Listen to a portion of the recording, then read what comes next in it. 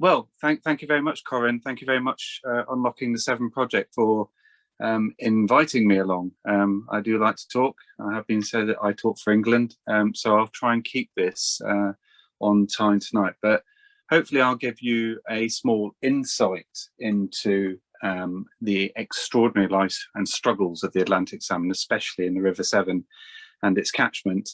Perhaps you'll be left with a little tinge of my enthusiasm to protect this iconic species of wildlife, and it's really important. Fish are wildlife too, and we need to protect it for the future. And it's projects such as this that are certainly doing that job. So without further ado, let's move on to the salmon.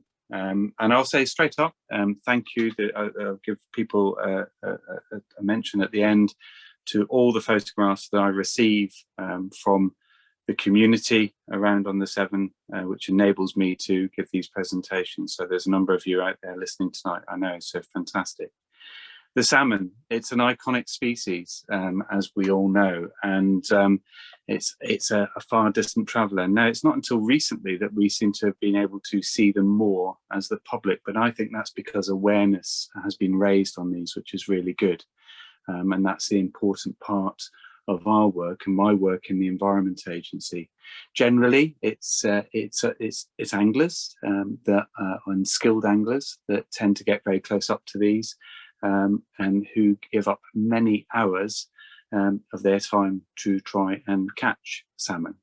But salmon these days are against a few odds, and we're only treated to the spectacle, as we see here. There's some lovely photographs, two of them, both of them from Shrewsbury Weir on the River Severn.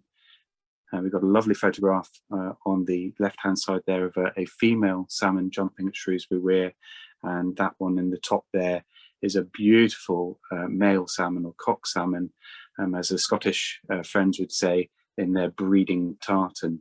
He's on his way upstream, and usually at Shrewsbury to see this spectacle is around about sort of late October, and it soon tails off as we get into November. They shouldn't really be jumping there, but we'll get on to that a little bit later. Like I say, generally it's anglers that get a chance to see these fish a bit more close up. So we're going to go through the life history of salmon a little bit, where they are. They're quite a truly iconic species, as I said. And salmon have been in their form around for about 6 million years, although it's more recent, the Atlantic salmon, probably just before the sort of turn of the last ice age, that they've been coming to our river, the River Severn and its catchment. The salmon has a really interesting life cycle. A technical term that we use in science is that it's a diadromous species. It relies both on the sea and freshwater to complete its life cycles. So if we start at the beginning with the eggs are within the gravel, and then after a number of months, it's quite a slow process. The eggs are laid in the gravel about this time of year. And it's a number of months, around about sort of April, May, after development through a stage called an alevin to the fry, that the fry emerge from the gravel and start feeding within fresh water. Specifically on the River Severn, those fish stay in fresh water for about 2 years, and they develop as parr. Through that stage. Very typical. You'll see some photographs in a moment. You'll see the very distinctive parr marks or finger marks on the side of them. What's interesting is you'll notice as we go through the life cycle of the salmon, it gets lots of different names as it goes through those stages, and it also gets lots of local names as well. But around about April, May, in its second year, the salmon has the urge to leave the river and does a downstream emigration to sea. And this is during the process for smoltification. And it goes to sea, where it may spend only 1 winter at sea and return to our rivers to spawn or breed, which we then call it a grilse, or a single sea winter fish. But generally for the Severn, 80% of the fish in the River Severn that return are what we call multi-sea winter fish, or springers as they're locally known, and they might have been at sea for 2, perhaps even 3 years potentially, or winters that is. And then they return to fresh water, entering the river mainly in May and June, and then moving through the river system slowly to get up to their spawning grounds, which is round about now. So let's have a little look at some of those parts of the fish in some nice photographic detail. Here we have the eggs, or ova, as we call them, and you'll notice with these eggs here, if you can see my little cursor moving around, they have little black dots there, and they are eyed. So that's the 2 eyes that you see, and this one's just hatching out into the alevin stage, and they're very delicate initially at first, but by the time they get to this eyed stage, about a month or so whilst they're in the river, they then become robust. But there are an awful lot of losses at this stage after fertilization, and a lot of eggs are lost in the river, and obviously river conditions can also cause losses too. We then get the alevin, as I say, as it hatches out the egg and then develops into the fry. So here's an idea of a fry that's probably caught in the very early spring. And then as they develop later in the year and the following year, the first year, they become this lovely parr, quite a dark fish here, with those lovely little finger marks on the side. And this one over here, about 150 centimeters, 6 inches in old money, 150 millimeters, sorry, not centimeters, 150 mil, 6 inches in old money. This is a smolt, and it turns silver, and it goes through a process of acclimatization to go out to sea. So very, very distinct. Our salmon are under quite a bit of pressure right from the offset, and to give you a bit of an idea, this is quite a nice little graphic that we have here. This is produced by the North Atlantic Salmon Conservation Organisation, but it's a really good graphic. It's a general one for the Atlantic salmon in the UK and what they produce. Now, our salmon in the Severn, as I've said, are generally multi-sea winter fish, which means that they are the bigger salmon that we get. So we do get slightly larger salmon, as does the Wye and the Usk. We are typically a multi-sea winter river. So on average, our salmon produce about 6,000 eggs. So it gives you a bit of an idea as you go through. You end up with about 600 fry you would end up with, and then you'd end up with 60 smolts going to sea.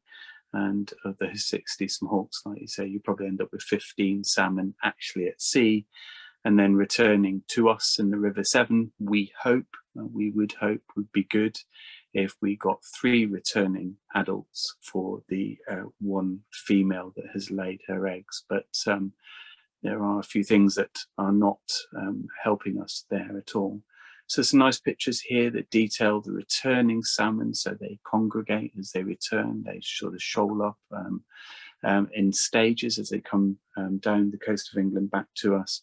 And then they enter into fresh water, and they're lovely bars of silver quite often, but they soon change over that time as they get ready for their spawning. Where do they go? That's the most important and interesting point for us. Most of our salmon from this west coast here head their way up and spend a lot of time, we know, around Iceland, circling Iceland and feeding around there. But salmon stocks have been pushed further and further up north as food stocks and sea temperatures change, and are ending up in these far-flung waters up by Greenland nowadays. And possibly that's one of the reasons that we do tend to see that we're getting more and more spring run fish, because they've been at sea for longer and travelled. And that puts them at a lot more risk as well.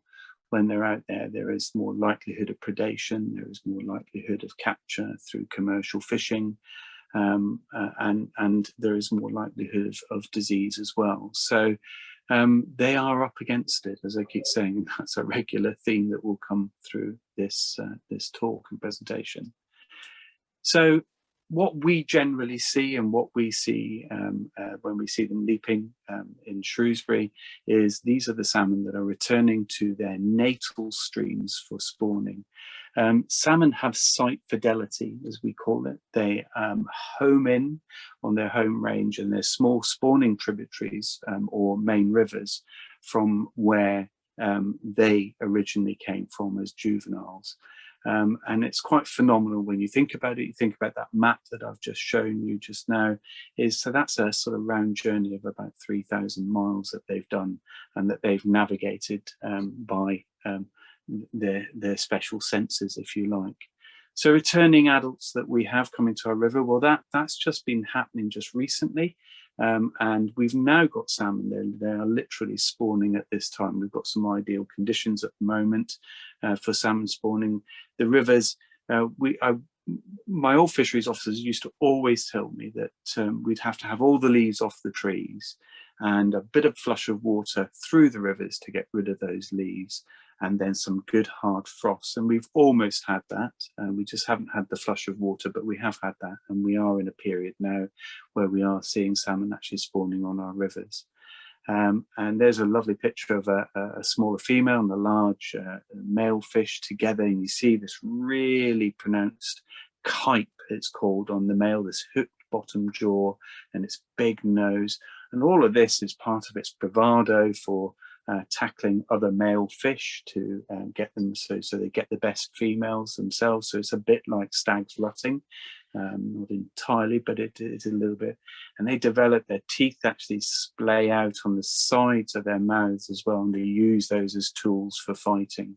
Whereas the female, back in some of the other photographs you'll see, she's usually a lot darker. She doesn't change physically very much. She just puts all of that energy that she's gained from being out in the oceans and feeding into developing her eggs. So it's really important, they come in as fit as they possibly can to our rivers. They get together, they create what's called a red. This is what we see down here, this nice clear patch of gravel in a river that's created by using the tail, the female using her tail. And the male and female get together in there and they release the eggs into the loose gravel behind.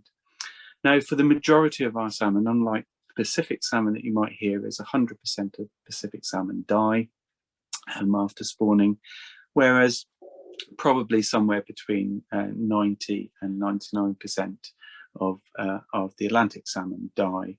And mostly all of the males do, because of all that fighting, that energy they've had to use to get upriver, that energy that they've used to change their skeleton, which they've changed physically, just takes too much out of them.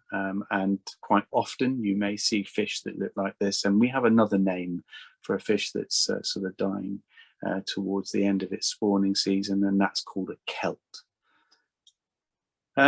The River Severn specifically is quite interesting. Where are the main spawning areas? Well, I've highlighted here just one of the major spawning sort of areas, if you like, of the Severn, but all the tributaries that are attributed to the River Severn are potential for spawning, even some of the main Severn down sort of as far as Bewdley.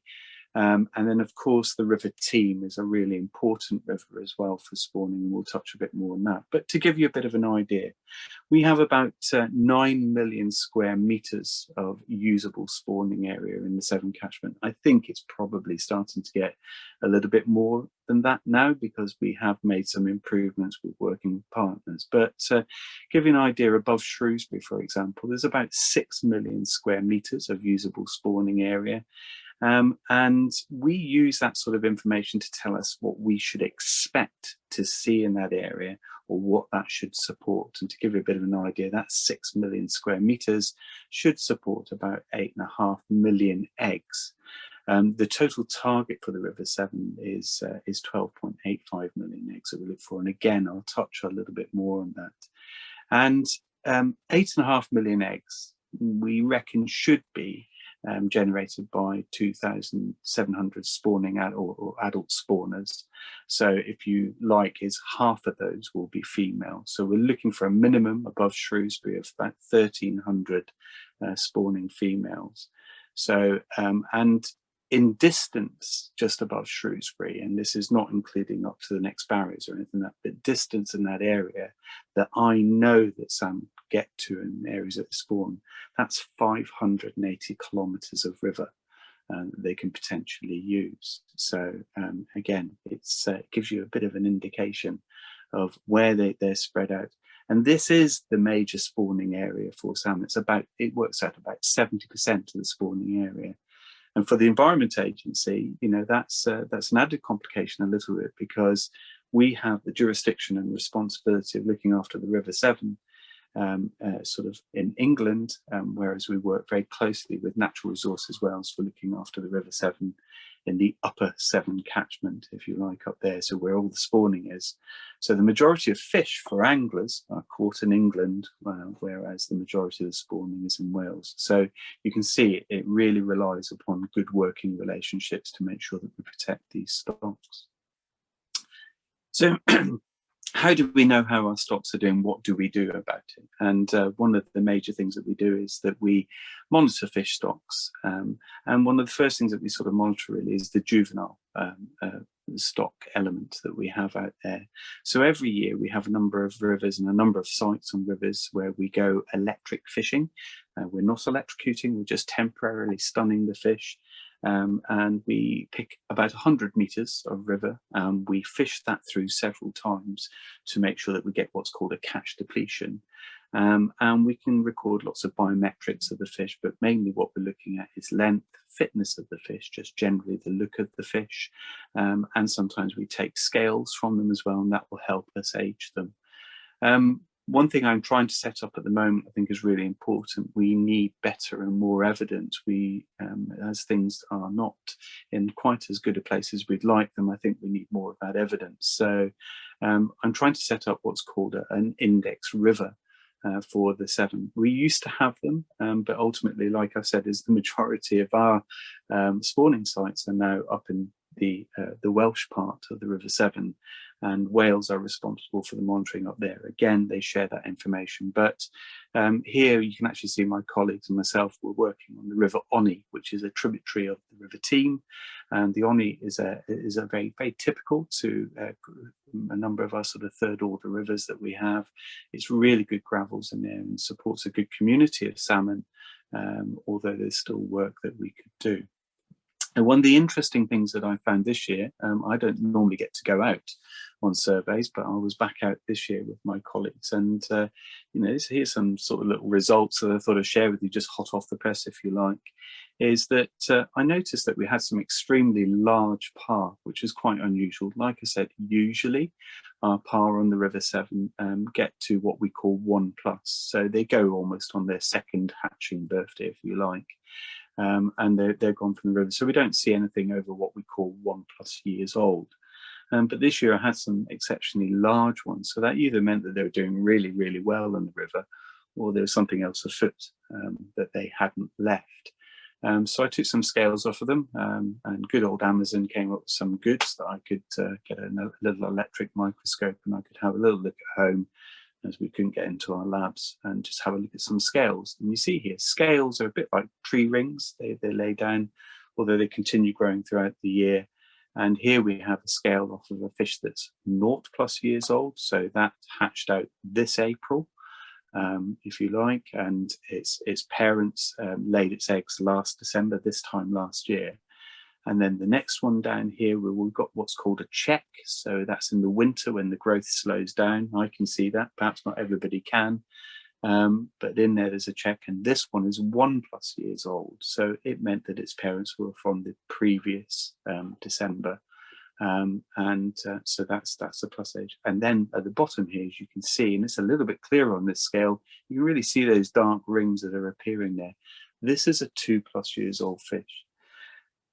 It's a bit early to hypothesize, but there are some theories that I have, is that I think that a very cold spring that we had this year meant that a very important part is for fish to smoltify, to go out to sea.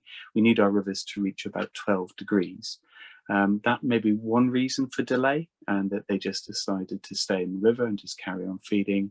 But also another reason was there's very low amounts of water, which means that the fish can't get over a number of barriers that we have in our rivers and don't get out. So again, they sometimes decide not to leave when you expect them to. Now, what this all means is there's going to be a lot less of these fish as you go down. You know, you lose a lot of them. You know, there's half the number of 1+, and there's half the number of the 1+ and 2+. So again, a little bit of concern, but something that we'll look further into in the future, hopefully. Another important thing for us to do is what is called red counting. And if anybody's got a chance to be following me on Twitter, you'll see recently at the weekend, in my own time, I just went out on the river myself. It enabled me also to fly my drone. Is that I used that to look for salmon reds. Now, the salmon red is essentially the clean gravel that I see whilst walking the river, up through here, walking several kilometres of river. You spot these clean bits of gravel, and if you look more closely, you'll see that there's a depression in the gravel, and with some loose gravel in this sort of tail behind, which is really important. And we can use this as an indication of how well fish are spawning, if they're doing the right thing. You know, the conditions at the weekend were absolutely ideal, but unfortunately for me, over several kilometres of river, I only found 4 reds. And we have a bit of a problem as well, is that actually there are 3 depressions here and tails, and they're quite small. So it says to me it's likely that's been made by one fish or a pair of fish. But again, you can't count reds and tell exactly how many fish there are. There's a lovely sort of diagram at the bottom here of where they are, where you'd expect them. So when you're out and about looking, and a pair of Polaroids, fisherman's sunglasses are ideal, is where you've got the riffle that's broken down here, which is just behind this tree here, the head of the pool, just as it picks up velocity, and that's where the salmon uses that to help it sort of kick the gravel up. And she deposits her eggs with the male fertilizing those, and those eggs then get stuck in the gravel. And then over time, that gravel just flattens out a little bit, and the eggs hopefully fall between that gravel, and they're protected over the winter. But they're, like I say, is that dependent on river temperature, they'll stay in that gravel until about April, May time. So again, you know, they can be under a lot of pressure. Cattle walking in rivers, vehicles going across rivers, they do. Even anglers have to be really careful where they might be fishing, especially some of those that are out there that may be grayling fishermen that like to go out fish in the winter. But usually a lot of people are very mindful and know that we use a term, don't tread on a red or mind the red, so to people. But the red, that's what it's called. It's an Old English word meaning to rid or ridden. So it is perhaps associated with there, but importantly, that's what a sort of red looks out or look out for.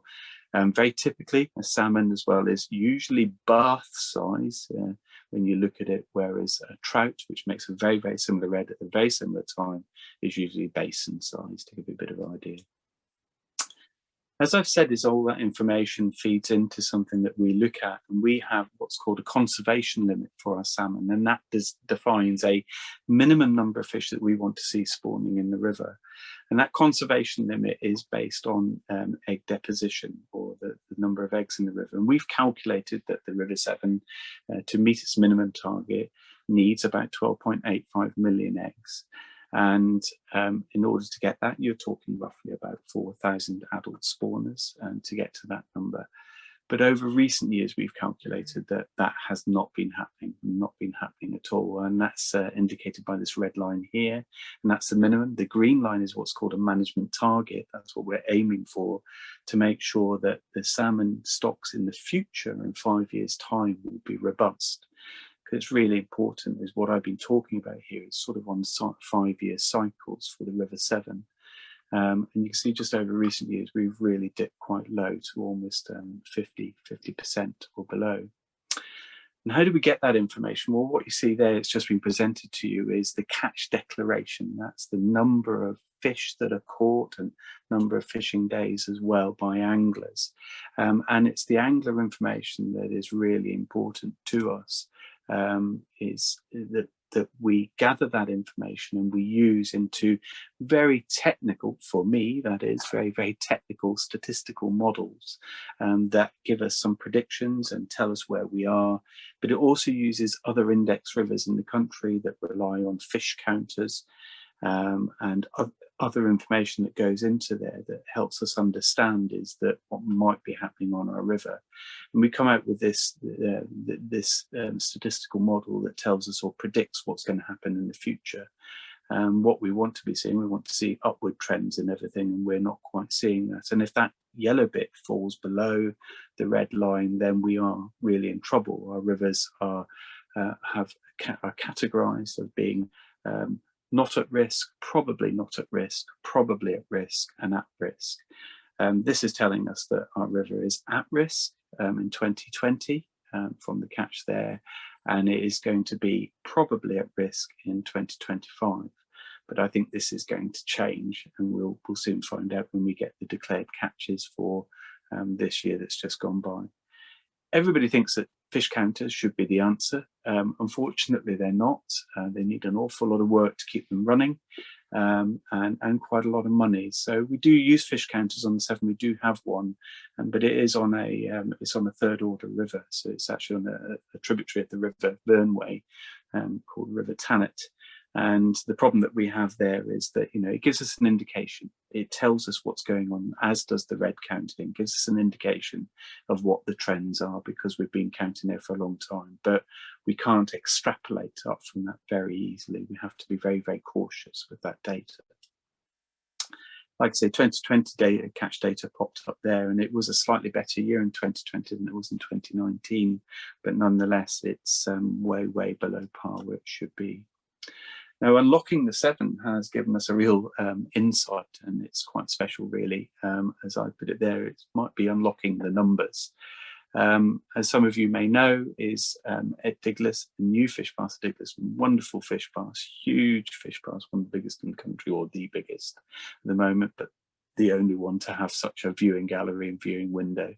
So I've got to thank Charles Crundwell of the Environment Agency at the National Fisheries Service, because he's been doing a lot of work around here, really monitoring the Thwaite shad, which is really important. That's what's driving this partnership project with the Canal Rivers Trust, Natural England, the Severn Rivers Trust, and the money that we receive from the Heritage Lottery Fund and the European Life Bid.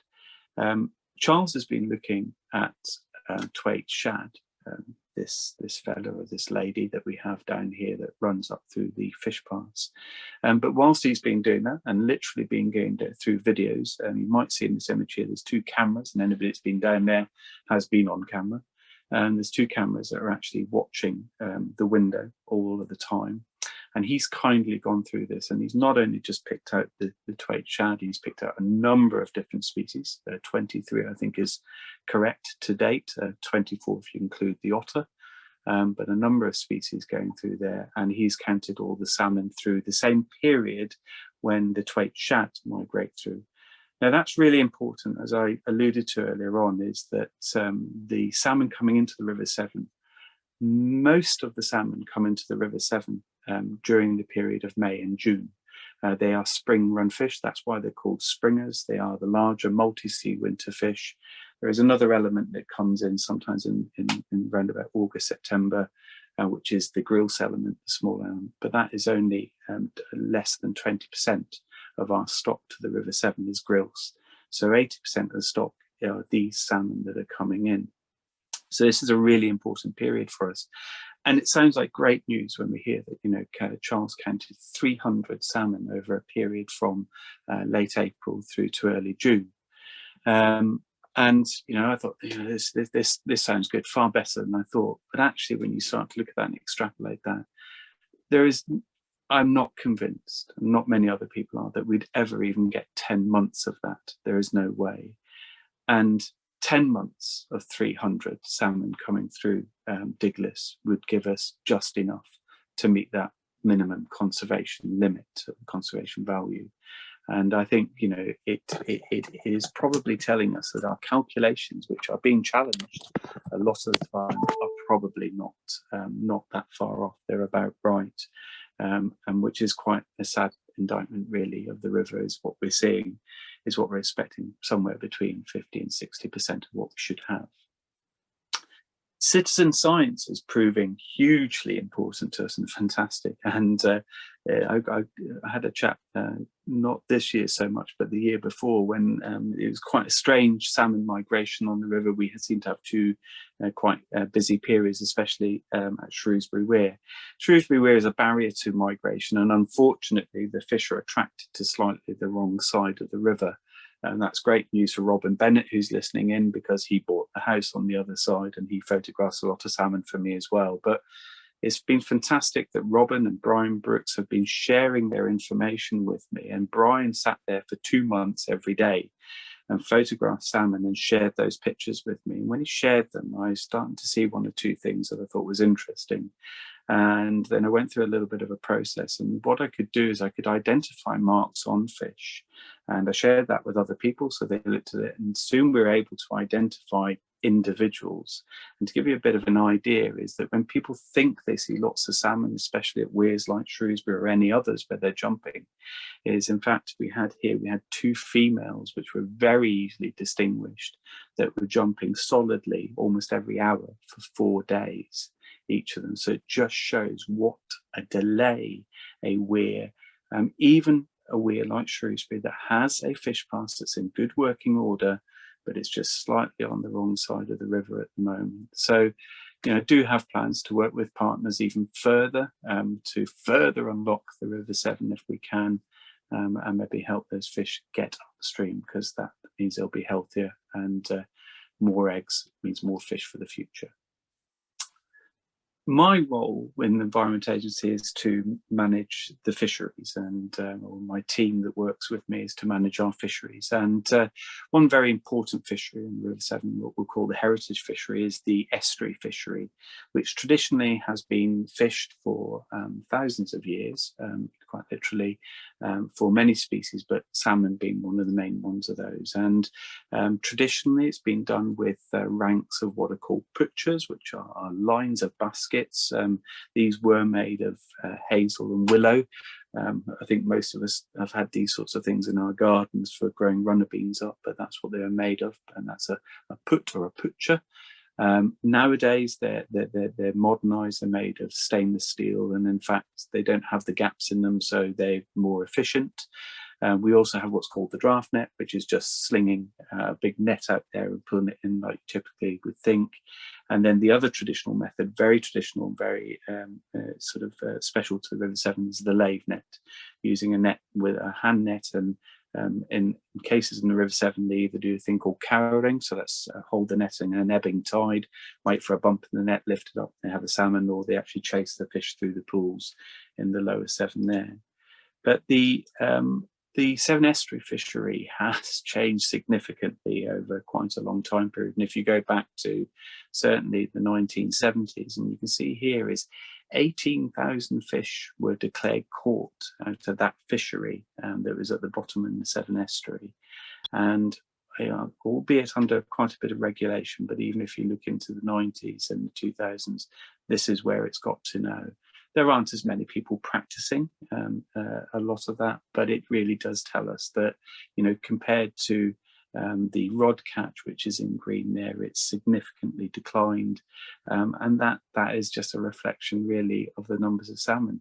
And if you just think about it, the total rod catch for the Severn, Wye, Usk rivers, you know, in the 60s and 70s was up near 10,000 fish were caught. I would just wish if we could have 10,000 fish returned to the river, never mind just being caught. So anglers play an important part of our river. They play a very important part to me because they buy a rod license, and that money goes back into doing work in the environment, potentially, looking after it. Some of the best fish conservationists that are out there, some of the people that started off the rivers trusts, etc., like that, were all very, very keen anglers and very active in their role. And we work with anglers directly, but also we have to manage the fishery. And there's some things in angling these days that, you know, aren't very acceptable, i.e. taking large fish out like this. So removing them, killing them, obviously doesn't seem very acceptable when you've got a fish that's in decline, or handling them in a way. Both of these fish, by the way, were caught and released. They were put back, but they're going to really struggle to survive the journey through the river to actually get to spawning.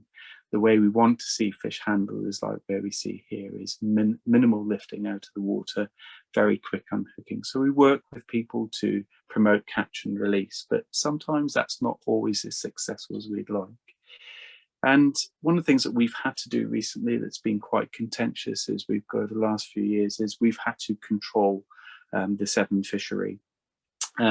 Specifically, we had a lot of pressure on us to control the net fishery, the estuary fishery. It was deemed that they were taking far too many fish, but it's quite it's slightly unusual in a way is that the fish that are caught in the Severn estuary, even up as far as near Lydney, a large proportion of those fish were destined for the rivers Wye and the rivers Usk. So it is it's a multi-river stock that we have in there. And what they've overshot their river, and they're going back and forward in the ebbing tide, and hence probably that's why more get caught in those fish. So it's a mixed stock fishery. So we have to manage it slightly differently. So the first thing was we were trying to manage the net fishery down there, and over many years of reducing the amount of fish. And as recently as sort of 2017, we're only allowing the nets to take 120 fish maximum, or 200 fish maximum. We reduced that over time to almost zero, and we just felt that there was no more room, so that we had to bring in more measures to protect them.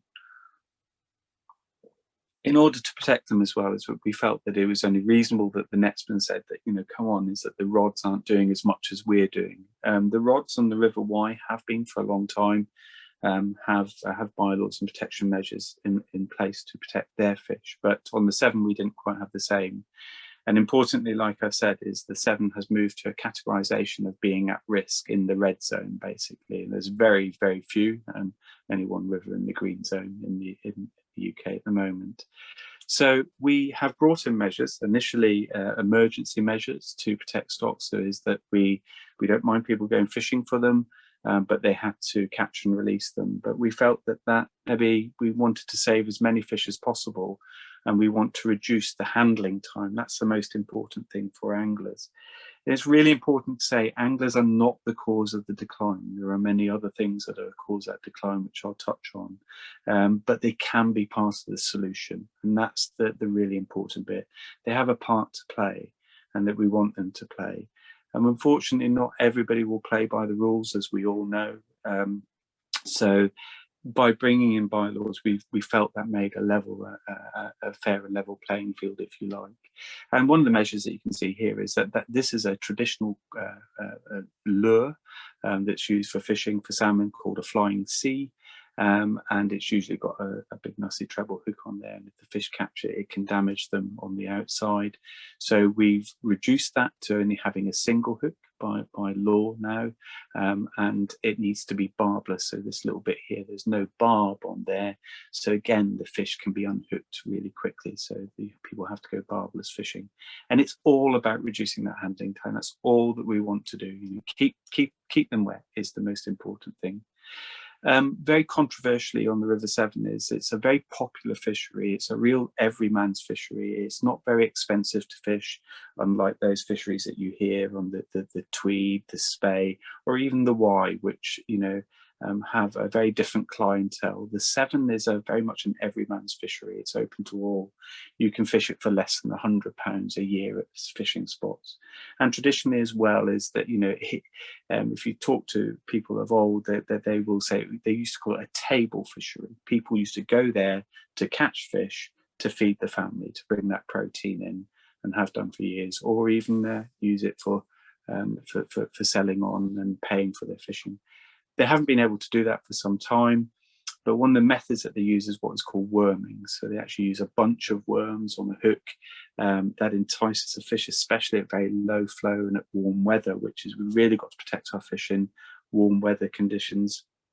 And there is a higher likelihood of the fish swallowing these baits. And it's really interesting, something I didn't touch on, is that salmon don't feed when they come into fresh water. They come into the river not long after the spawning period, so from February onwards, and they can wait in that river right until the time that they spawn. But nonetheless, they will get aggravated by baits and will snatch at them. And there is a higher incidence of deep hooking and damage to the esophagus or the fish, and may not survive the process of being caught. So we banned that as well, which really it has not been a popular decision, but is supported by 65% of the people that took part in the consultation. So a really important point to put out. We went out to consultation before bringing these bylaws in, and it's the Minister for the Environment that has signed these off.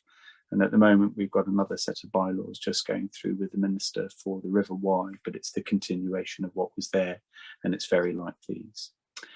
So the first question that people ask me is, well, why don't you just stock more fish in there? And that one green river that was on there, as everybody said, the Tyne is, well, it's only as good as it is because they stock it, etc. Is, if you look over in Denmark and for Iceland, they stock their rivers. Yes, they do, and they do a thing called ranching fish. That's essentially what they're doing. They're overstocking the rivers. They're putting more in than should be there. They may not have had salmon in previously. And you can get a run of fish back and you can harvest off of it. We used to. I joined the Environment Agency 30 years ago. Part of my expertise was I was from the fish farming background and hatchery background, and I came to assist in developing or redeveloping the hatchery up at Clywedog at the very top of the Severn, and producing 500,000 eggs a year I could produce from 40 male and 40 female fish that we caught in traps. And it seems a good idea, but it has a real impact on the genetic integrity. We know this now. We know that it's more damaging putting these fish in.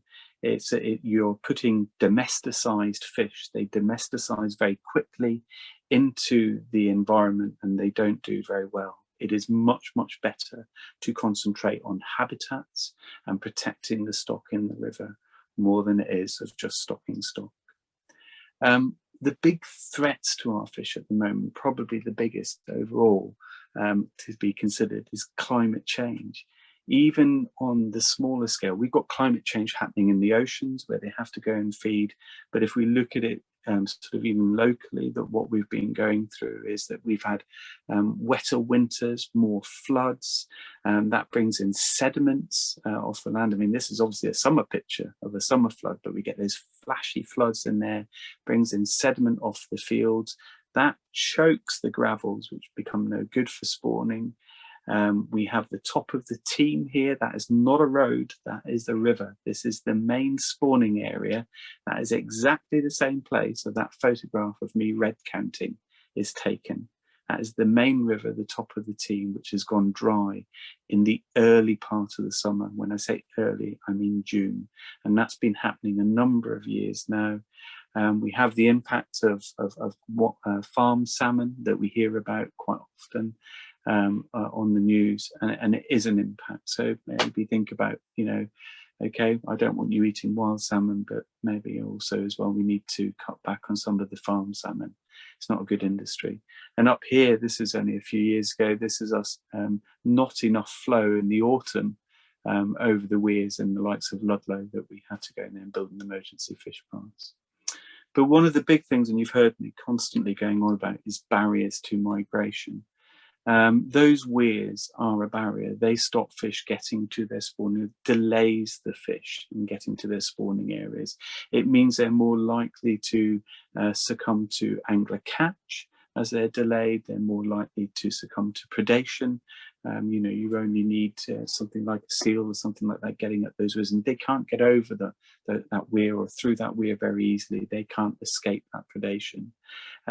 It also changes the water upstream of the weir physically. It's not as good as it is downstream. So there is a big push these days to remove weirs where we possibly can. Obviously, the likes of the weirs that we have at Diglis and through the Severn, that'd be very difficult to do because there would be a lot of loss to navigation. But we're working very closely with a lot of our partners to remove some of the smaller weirs on the tributaries, which people thought no harm. And when you think about, especially when you think about to yourself about hydropower, it's a green energy, it's a renewable energy.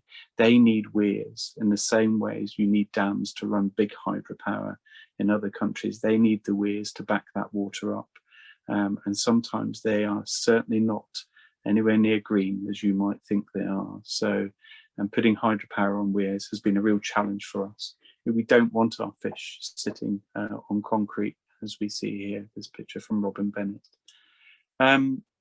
There is also a problem sometimes, is there's some good fish passes out there, but just to sort of identify some of the problems for you. This is fantastic. This is Holt Fleet. Like I say, the weir wouldn't come out. We've done, working with the Unlocking the Severn project. They're getting on with Holt Fleet Fish Pass there, but it does give you an idea of the construction site that's required, and it's really challenging. It's been super challenging for the Unlocking the Severn project to put these weirs in.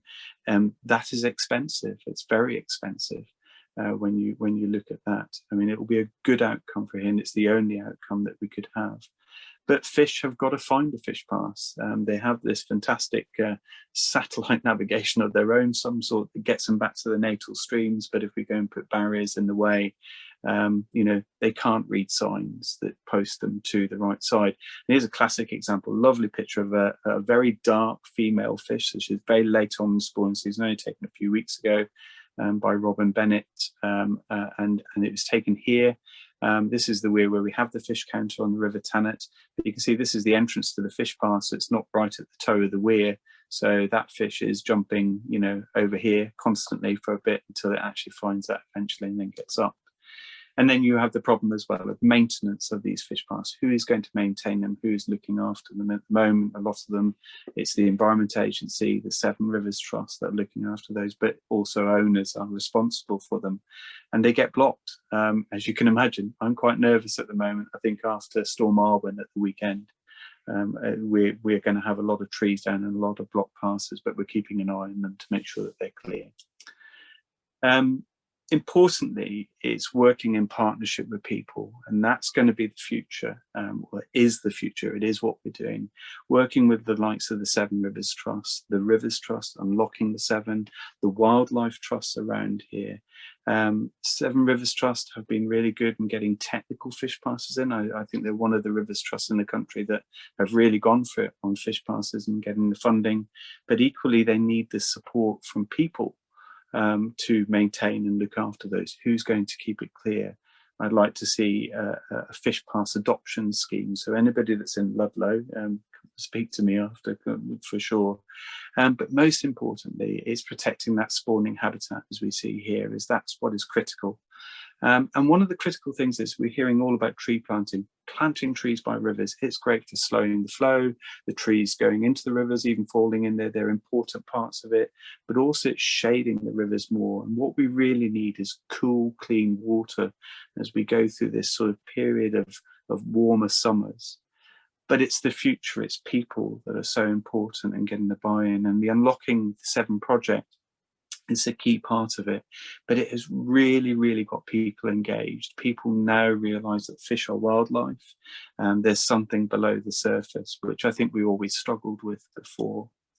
And that money that's coming in is just another view. It's a spectacular view of the other fish pass at Beverley in Worcester.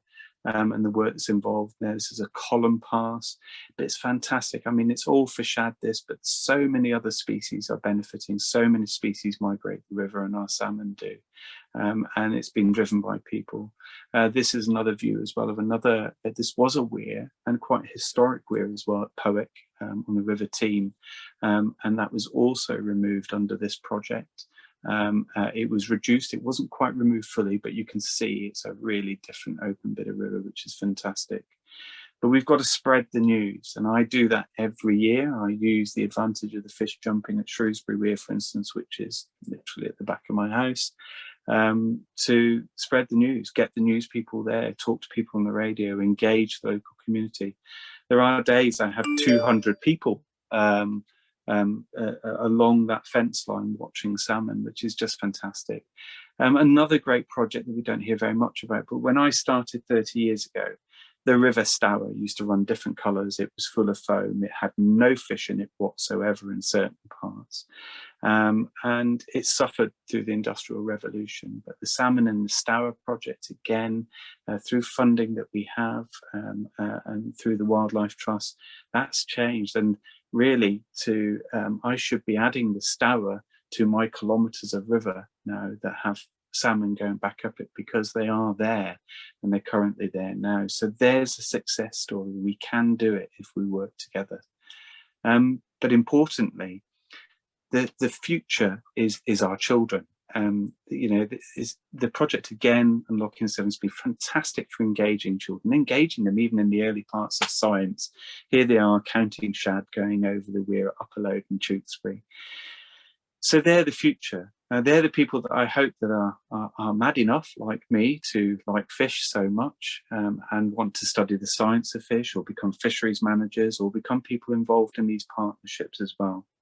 And we have the backing, the Missing Salmon Alliance, and we certainly have the backing of the Prince of Wales. You know, he's been pointing out the trouble that our salmon stocks seem to be in, and we all need to do more. And it's not just down to fishermen, it's down to everybody. So if I've enlightened you a bit, and please follow me on Twitter if some of you do. And I can see actually I've also been in this, my phone's been going, so people are following me as we're speaking. I try and put updates in there of how our salmon stocks are doing, as well as many other things that we actually do in the fisheries world. So lastly from me, it's just to say thank you to the many outstanding images that I have. They're not all mine, they're kindly given to me. And there's a number of outstanding photographers out there. I think we're so lucky these days with digital photography that allows us to capture images like this that many of us would have never got a chance to do. So to end the week of hashtag Salmon Unlocked, or the month, sorry, Corey, it's been fantastic to talk to you, and like I say, hopefully I've given you a little bit of a flavour of salmon of the Severn.